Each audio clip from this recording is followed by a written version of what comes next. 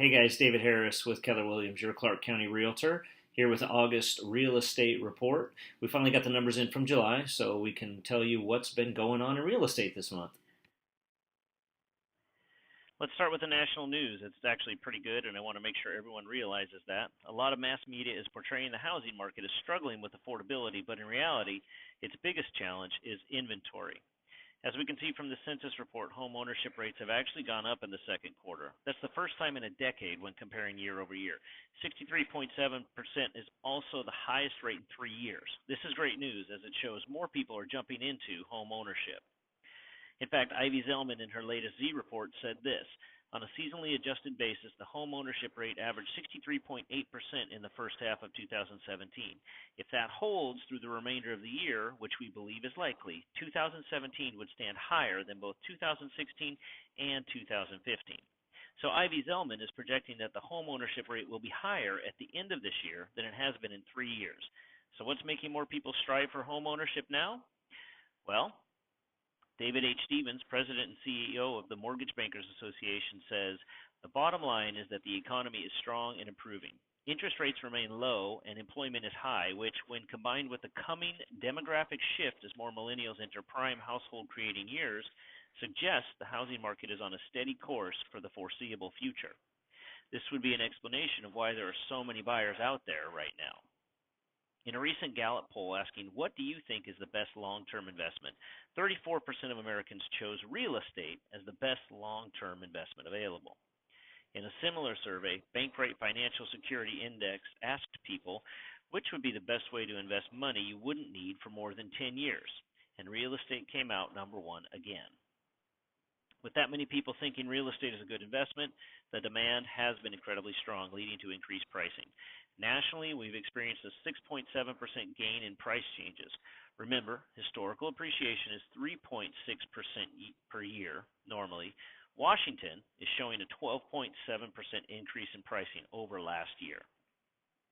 Breaking it down even more, we can see that we are seeing a 1% gain in pricing per month nationally. Remember, normal is 3.6% per year. Based upon current supply and demand, CoreLogic, who again are people who are more nerdy than I am about real estate, is forecasting a 5.2% increase in house prices nationally. Washington again beats that average by about a half a percent at 5.7%. Good work, Washingtonians. This increase in pricing is what many are pointing to as the reason for the tough housing market. Lawrence Yun, National Association of Realtors chief economist, says the demand for buying a home is as strong as it has been since before the Great Recession. Listings in the affordable price range continue to be scooped up rapidly, but the severe housing shortages inflicting many markets are keeping a large segment of would-be buyers on the sidelines. So again, it's not that there aren't buyers or that the prices are too high, as the media reports. It's that buyers are having a difficult time finding something to buy.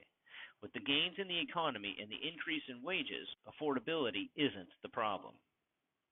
Whenever high prices become the focus of conversation, affordability is always the issue. National Association of Realtors, which creates the Affordability Index, shows that nationally, housing is more affordable now than before the Great Recession. In fact, not including the Great Recession, housing is more affordable now than it's been all the way back to 1990. Freddie Mac came out just this month saying, so is housing affordable or not? Yes, it is. Thanks to very low mortgage rates, monthly mortgage payments are affordable for the average household despite currently high house prices. In addition, home ownership has proven to be an effective way for ordinary Americans to build wealth. It's been estimated that home ownership increases net wealth by $9,000 to $10,000 per year.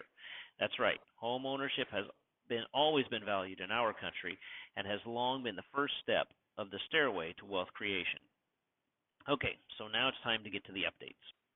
We always want to start with sales, as that's the indicator of where the market is going. Nationally, the average days on market for a home for sale is 28 days. That's from start of market time to accepting an offer and going pending. Existing home sales, shown here since 2014, are rising in spite of the shortage of inventory. Year over year, existing home sales by region show us that the West is leading the largest increases in sales by more than 1%. We can see here that 2017 is shaping up to have a greater number of home sales almost every month. And new home sales are outpacing last year's numbers as well, as builders are able to deal with labor shortages and produce more homes to meet the high demand.